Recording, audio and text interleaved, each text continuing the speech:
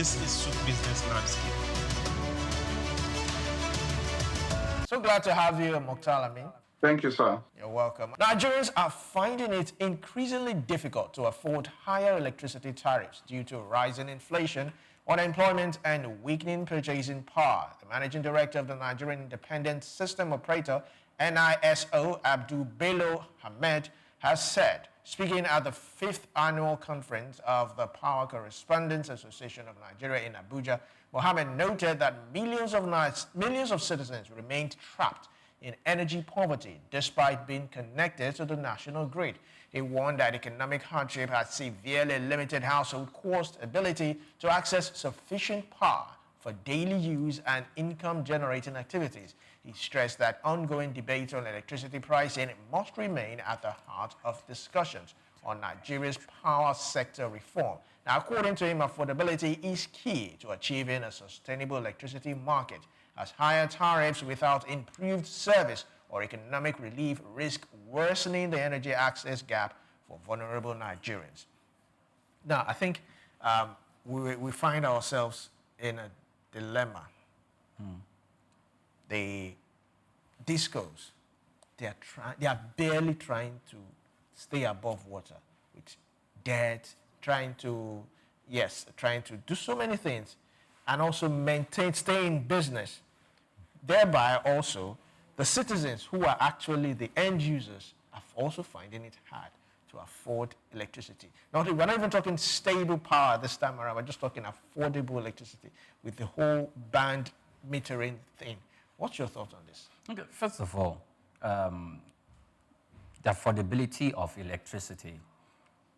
If electricity cannot be afforded, and used by people at the grassroots and businesses, there's no social equity.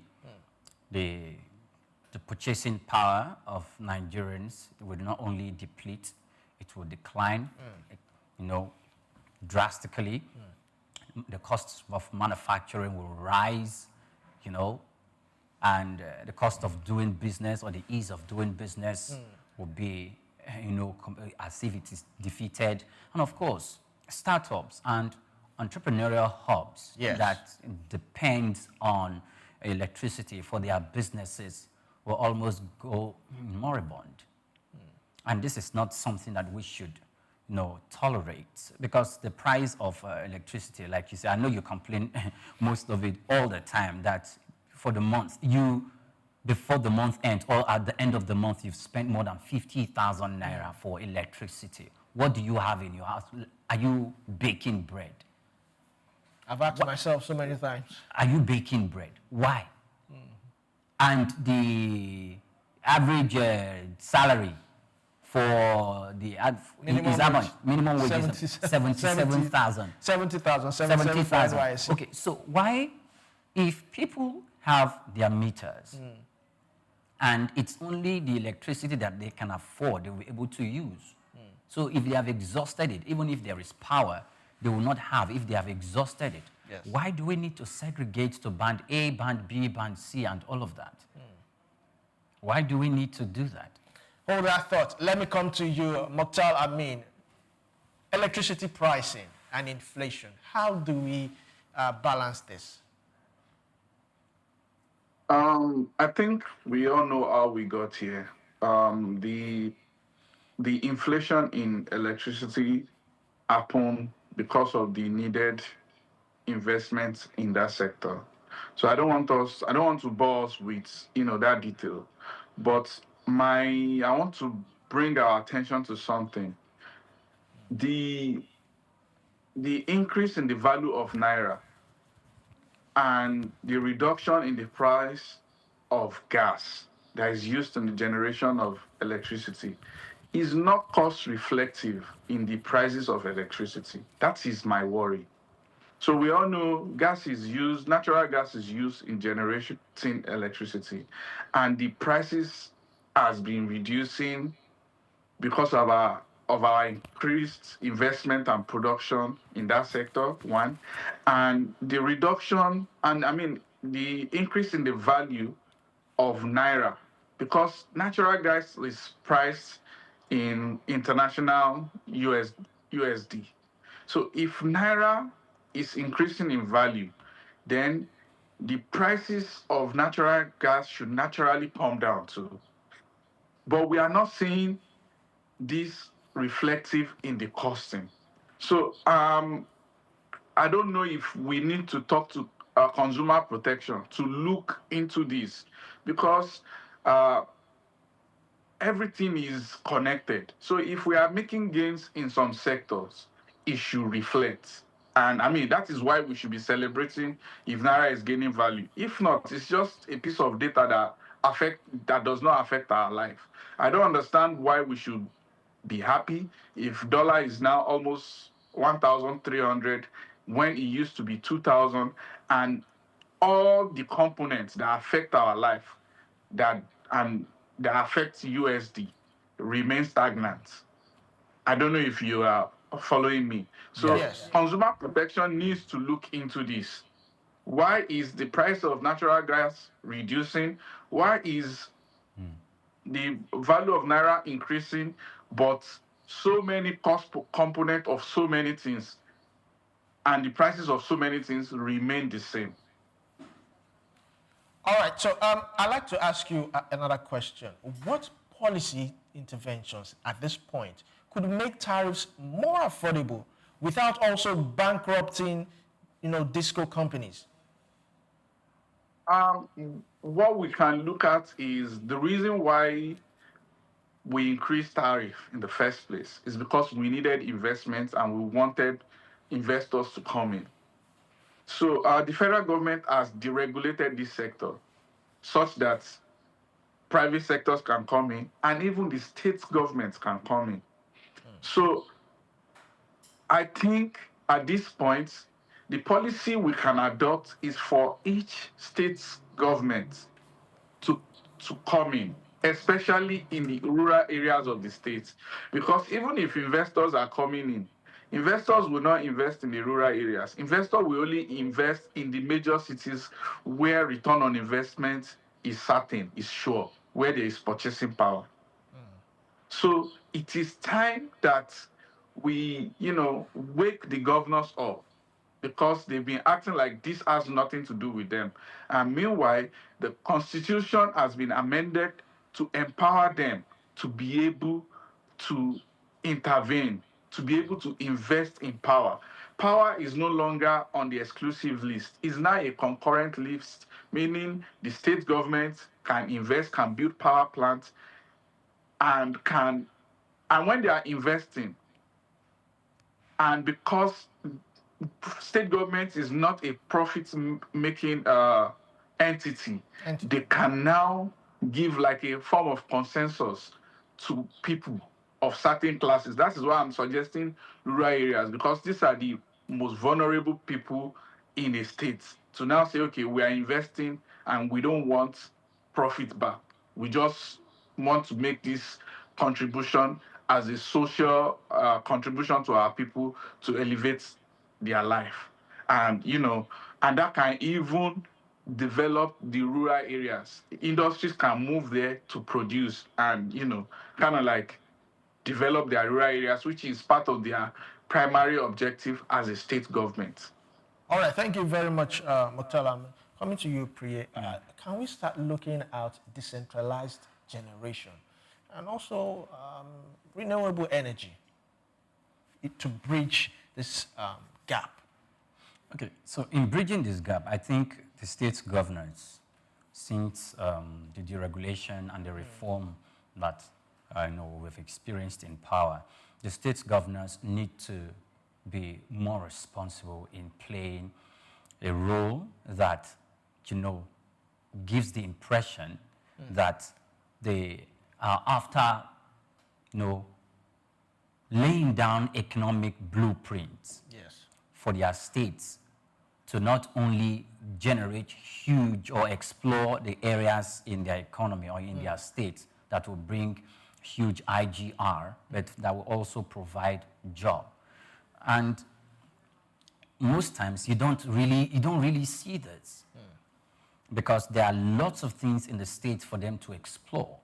But they will tell you the monies that we have or the funds that we have at our disposal or that we expect to get from the Federation Accounts Allocation Committee at a monthly or whatever period they are going to be getting it from, they already made plans for it. And in their plans for it, power is not given priority. So you talked about building plants and electric. How much does that cost to build plants? Because for any governor or any leader of this at the subnational level that wants to look at the economic development of a state must be looking at industrialization. Yes. And the lifeblood of industrialization is power. Put power in place. Companies, manufacturing hubs, startups will come and set up businesses. And that will also facilitate, movement of people, because these are the assets on which organizations run. So if the cost to build a power plant varies significantly by type, it can be ranged approximately from $1 million to $2.5 million per megawatt. Okay. If that is the case for per megawatt, let's assume like 10 megawatt should be running to about $20 million, if not more, $25 million. We can, for a state not to have the capacity to afford a $25 million for 10 megawatt power plant, should have a rethink. Yes, what's your plan for the people? We cannot depend on the national grid anymore. And even if you can't do that, with the fund that you are getting from FAAC, and because you don't have sufficient fund by way of your very limited IGR that you are able to bring, which that is also not directly your own fault, not... Yeah, of course, it's the state's fault, because you're not just a political leader.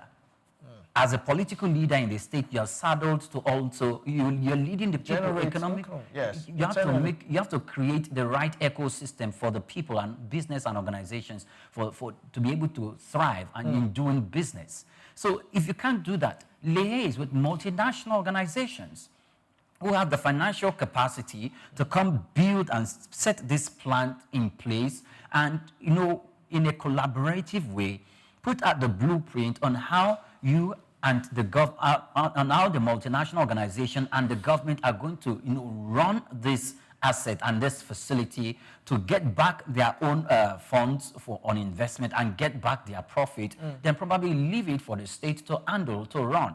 Looking at the number of years that we put in place. So any state government that is not thinking in line with this direction is irrespective, no matter how laudable its business plans are, it's not going to fly, to just be like a big elephant in the room, hoping it will have wings to fly. It's not going to fly.